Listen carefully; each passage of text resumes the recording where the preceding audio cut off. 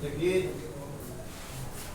Exclamatory sentence को हम assertive sentence में बदलेंगे ट्रांसफॉर्मेशन में। उससे पहले थोड़ा अनुवाद के बारे में सोचा जाए। जैसे इसके वाक्य इस तरह होते हैं, राधा कितनी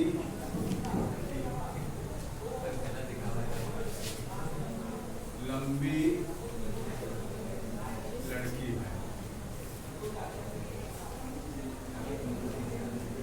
ठीक है, राधा कितनी लंबी लड़की है। वाक्य की देखिए, एक बात ध्यान दीजिएगा, मैं सदैव से कहता हूँ कि आप टेंस पर कुछ पढ़ ही रहे, ठीक है, आप टेंस पढ़ रहे हो, लेकिन उससे ज़्यादा जरूरी यह है कि आप सेंटेंस की बनावट देखिए। जिसने सेंटेंस की बनावट को समझा उसका अनुवाद आसान हो जाएगा। अनुवाद में बहुत दिक्कत नहीं है। ऐसा नहीं कि अनुवाद आप बहुत हुआ मान लो, भाई जरूरी है ग्रामर के नियम आपको मालूम होने चाहिए, और ग्रामर के नियम के साथ साथ अनुवाद का तरीका मालूम होना चाहिए कि किस पार्ट्स ऑफ स्पीच की सेंटेंस में कौन सी जगह है। भाई कौन जगह है, किस जगह में लगेगा, ये भी तो मालूम होना चाहिए। नहीं ऑब्जेक्ट को आप पहले कर रहे हो, सब्जेक्ट को बाद में कर रहे हो, जहाँ पर एक्टिव वॉइस है वहाँ पर पैसिव वॉइस कर रहे हो, समझ में आ रहा नहीं। वाक्य की बनावट सदैव ध्यान दीजिएगा। अगर आप ता है ती है रटे रहोगे तो ता है ती है पर बहुत सारे सेंटेंस बन जाएंगे। एक सेंटेंस नहीं है, ता है ती है रटके रहोगे फिर फंसे रहोगे। इसलिए जो है आप देखो कि भात बनता है तो ठीक है, कुत्ता भी काला होता है, राम खाता है, दोनों के अंदर में ता है। एक जगह धातु है और एक जगह एडजेक्टिव है। इसलिए जो है वाक्य की बनावट पर आप लोग ध्यान दीजिएगा, ठीक है। यहाँ पर देखिए एक्सक्लेमेटरी सेंटेंस है। एक्सक्लेमेटरी सेंटेंस के अंत में मार्क ऑफ एक्सक्लेमेशन रहता है, विस्मयादि बोधक चिन्ह रहता है, मालूम है। या तो विस्मयादि बोधक शब्द रहेगा, हाउ, हुर्र, बुर्रा, अलास, ये सब रहेगा, तो कुछ न कुछ रहेगा, बताएगा। एक्सक्लेमेटरी सेंटेंस का स्ट्रक्चर वहीं से तैयार होता है जब आपकी कल्पना से बाहर हो जाए कोई बात, समझना नहीं। जैसे बहुत काली लड़की हो, अरे बहुत काली लड़की है, तो आपने कभी काली लड़की देखा ही नहीं था। बहुत लंबी लड़की है, बहुत मोटा लड़का है, तब तो आप आश्चर्य में पड़ जाओगे ना, चौंक जाओगे। और जहाँ चौंके हो वहीं जो है एक्सक्लेमेटरी सेंटेंस बन गया, ठीक है। तो देखिए है, एक वाक्य है राधा कितनी लंबी लड़की है। एक वाक्य हम और लिखते हैं, राधा कितनी लंबी है, जिसमें बोधक चिन्ह। राधा कितनी लंबी लड़की है और राधा कितनी लंबी है। अगर दोनों वाक्यों को आप मिलाते हो, दोनों वाक्यों की अगर आप तुलना करते हो तो दोनों वाक्यों में सब लगभग समान ही है। भाई राधा यहाँ है, दोनों जगह हो गया, कितनी यहाँ दोनों में है, लंबी दोनों में है, और है शब्द दोनों में है, केवल लड़की इसमें से गायब है। लड़की गायब है, तो बनावट समान है। यहाँ पर एडजेक्टिव के बाद, इस सेंटेंस में एडजेक्टिव के बाद नाउन शब्द है, और यहाँ पर एडजेक्टिव के बाद नाउन शब्द नहीं है। यही दोनों वाक्यों में अंतर है, ठीक है। बनावट देखिए क्या है, पहले है राधा यानी कर्ता, कर्ता यानी सब्जेक्ट हो गया। फिर आपका आएगा कितना या कितनी, ठीक है, कितना या कितनी, कोई दिक्कत। फिर आपका आ गया क्या, एडजेक्टिव,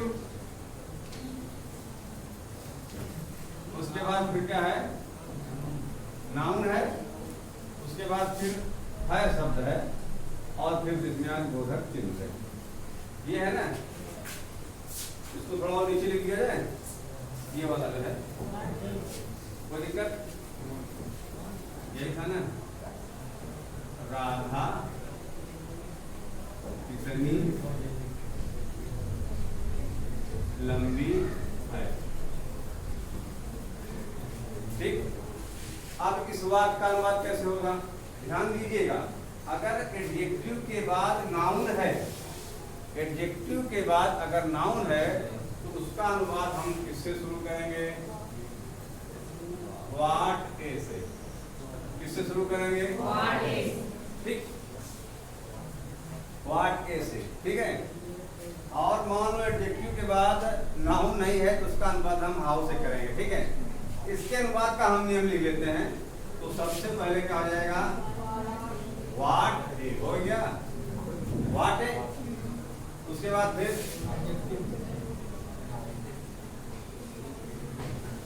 एडजेक्टिव हो गया, फिर आप नाउन लिखो, नाउन के बाद फिर आप लिखना है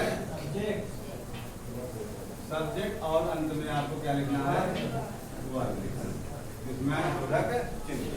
सबसे पहले आपको क्या लिखना है, व्हाट ए लिखना है, व्हाट ए के बाद एडजेक्टिव लिखना है, एडजेक्टिव के बाद फिर नाउन लिखना है, नाउन के बाद फिर सब्जेक्ट लिखना है, सब्जेक्ट के बाद क्या लिखना है, वर्ब लिखना है। यह अनुवाद का तरीका कब अपनाना है, जब एडजेक्टिव के बाद नाउन रहेगा। जब एडजेक्टिव के बाद क्या रहेगा, नाउन।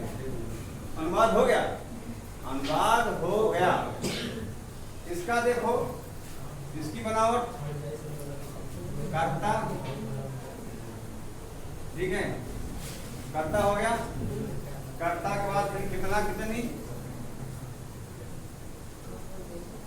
कितना या कितनी। उसके बाद फिर क्या है आपका एडजेक्टिव, और उसके बाद फिर है सब इसमें। ठीक, बनना ना, दोनों की बनावट देख लीजिए। अब इसके अनुवाद का नियम क्या है, क्या लिखेंगे, हाउ। क्या लिखेंगे, हाउ। अगर एडजेक्टिव के बाद नाउन नहीं है, एडजेक्टिव के बाद अगर नाउन नहीं है तो वहां पर हम सबसे पहले क्या लिखेंगे, हाउ। उसके बाद फिर एडजेक्टिव लिख दो, उसके बाद फिर सब्जेक्ट लिख दो, फिर आप वर्ब, और उसके बाद में विस्मयादि बोधक चिन्ह। कोई दिक्कत नहीं। दोनों वाक्यों की बनावट जैसे थी, बनावट लिखा, और दोनों वाक्यों का अनुवाद किस तरह होगा, अनुवाद लिखा गया। ठीक, अनुवाद का तरीका लिखा गया। अब अनुवाद कर दो, राधा कितनी लंबी है, लड़की है, तो क्या हो जाएगा, कोई बोलेगा भाई, व्हाट, और कोई दिक्कत, व्हाट आंख मूंद करके कर दो, समझ रहे नहीं। उसके बाद फिर लंबी, लंबाई जो है दो होती है, हमने बताया था। एक लंबा तो पेड़ हो गया, एक सड़क हो गई, तो सड़क वाली क्या हो जाएगी, टाल की लांग, लांग होगी। हाँ, अब ऊंचाई वाली टाल होगी, यहाँ पर टाल लगेगा, लांग। अरे भाई गड़बड़ कर देते हैं। व्हाट TALL, टाल, फिर गर्ल,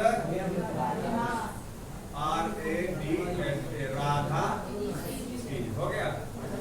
अब देख लीजिए, अनुवाद आपका हुआ है। व्हाट ए पर आया है, एडजेक्टिव एडजेक्टिव हो गया है, नाउन नाउन हो गया है, वर्ब नाउन हो गया है, यहाँ पर है। सब्जेक्ट के स्थान पर सब्जेक्ट रखा गया है, और वर्ब के स्थान पर वर्ब रखा गया है। समझ रहा है ना भाई, ये आपका फार्मूला है। मान लो फार्मूला है +B + A² + B² + 2AB मुझसे रख देना है। हाँ? तो इसे यहाँ पर भी रखा गया है।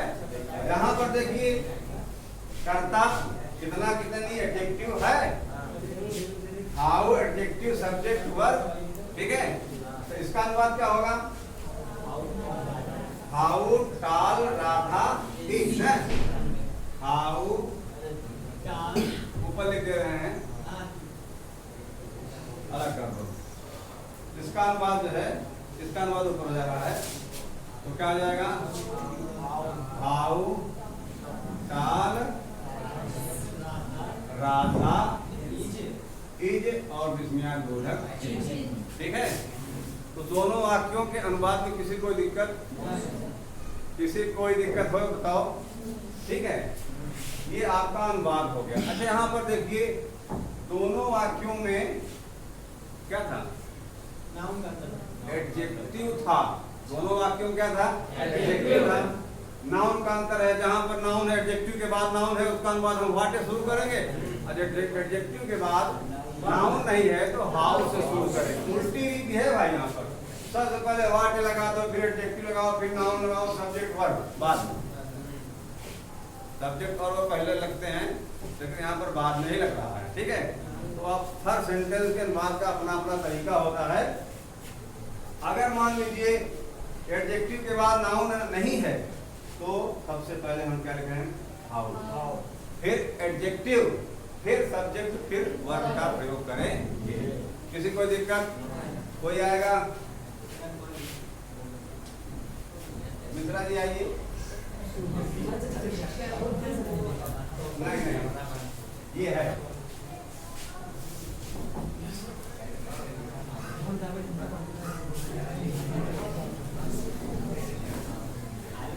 चलो, सुहा मिश्रा।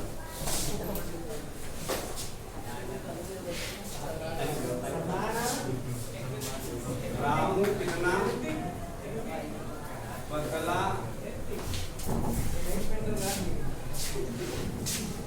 लड़का है। भाई ठीक है, सुंदर तो है, सुंदर है, सुंदर आप ही करेगा।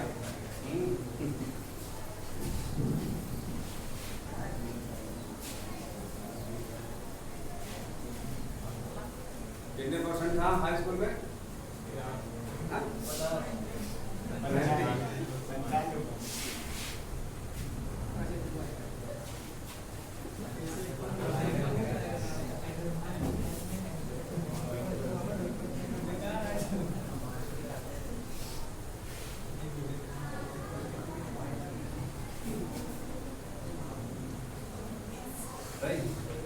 What till boy Ramu is कितने परसेंट था हाई स्कूल में? 95%, 95% सही है। थोड़ा और है मशक्कत की हो तो थोड़ा और मेहनत की हो तो सकता है। हाँ, जिले नंबर लग जाता है। सही है। और कोई करेगा? लड़कियों में किसी करना है? अरे जिसको जो बनना होगा बन नहीं करेगा, मेहनत करना है। मेहनत आप करेंगे, कोई फेवरेबल गोल रखेंगे जहां पर आपकी क्षमता हो। अब कोई मीठा चढ़ ही नहीं पा रहे हो, पहाड़ के बारे में सोचे हो, कहाँ काम होगा। और कोई करेगा? हाँ,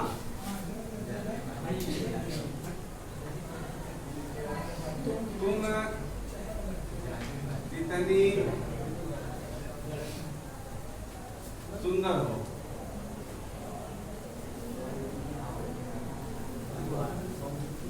कोई करेगा? तुम कितनी सुंदर हो। गुप्ता जी, तुम कितनी सुंदर हो। ठीक है,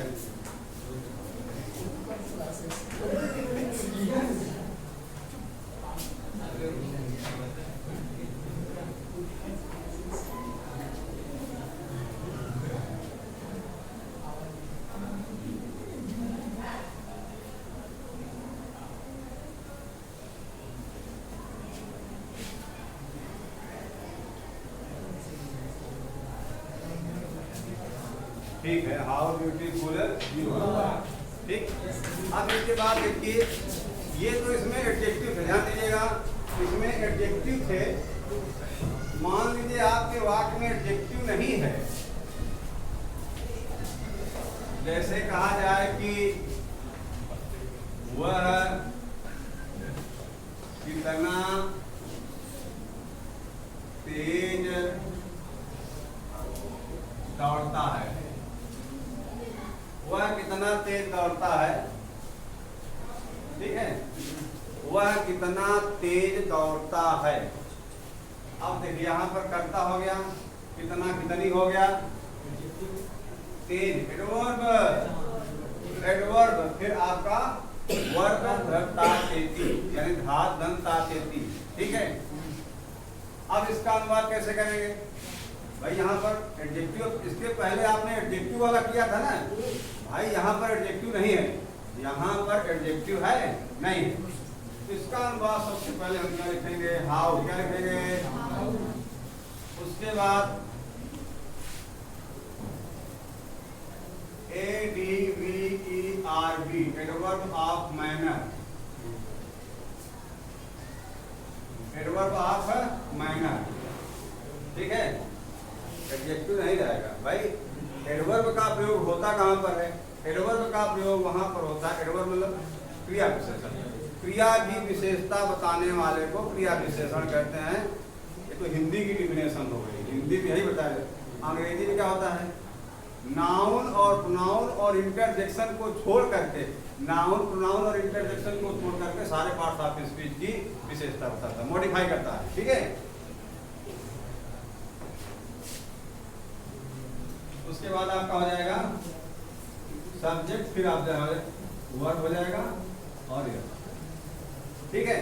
अगर आपके सेंटेंस में धातु नहीं है, तो सॉरी एडजेक्टिव नहीं है, धातु आ गई है, तो वहां पर सबसे पहले आपको हाउ का प्रयोग करना है। किसका प्रयोग करना है, हाउ का प्रयोग करना है। किसका प्रयोग करना है, उसके बाद एडवर्ब ऑफ मैनर, क्योंकि वर्ब आ गया ना, धातु आ गई, तो धातु जो होती है वहां पर जब धातु है तो एडवर्ब का प्रयोग होगा, ठीक। एडवर्ब आ गया, फिर सब्जेक्ट, फिर जैसे वह कितना तेज दौड़ता है तो क्या हो जाएगा, हाउ फास्ट HRUNS, ठीक है। हाउ फास्ट ही रन, वह कितना तेज लिखता है, वह कितना तेज हंसता है, वह कितना मीठा गाना गाता है। इन सब का अनुवाद जब हम करेंगे तो सबसे पहले क्या लिखेंगे, हाउ लिखेंगे। क्या लिखेंगे, हाउ के बाद एडवर्ब ऑफ मैनर, क्या लिखेंगे, उसके बाद सब्जेक्ट, फिर वर्ब। यहाँ ध्यान दीजिएगा, या SIS का प्रयोग होगा। अगर सब्जेक्ट हमारा सिंगुलर नंबर है तो उसमें SIS का प्रयोग होगा, सब्जेक्ट प्लूरल है तो SIS का प्रयोग नहीं होगा। कहने का मतलब अगर हमारा कर्ता एक वचन है, कर्ता एक वचन है तो क्रिया भी हमारी एक वचन की होगी। कर्ता बहुवचन है तो क्रिया भी हमारी बहुवचन, अर्थात सिंगुलर नंबर सब्जेक्ट पर सिंगुलर नंबर का वर्ब और प्लूरल नंबर सब्जेक्ट के साथ प्लूरल नंबर का वर्ब लगता है। किसी कोई दिक्कत। अब हम अगला टॉपिक जो है ट्रांसफॉर्मेशन पर चलते हैं। ट्रांसफॉर्मेशन अभी आसान समझ में आ गया, ट्रांसफॉर्मेशन में कोई दिक्कत नहीं है, ट्रांसफॉर्मेशन आसान है, इसलिए हम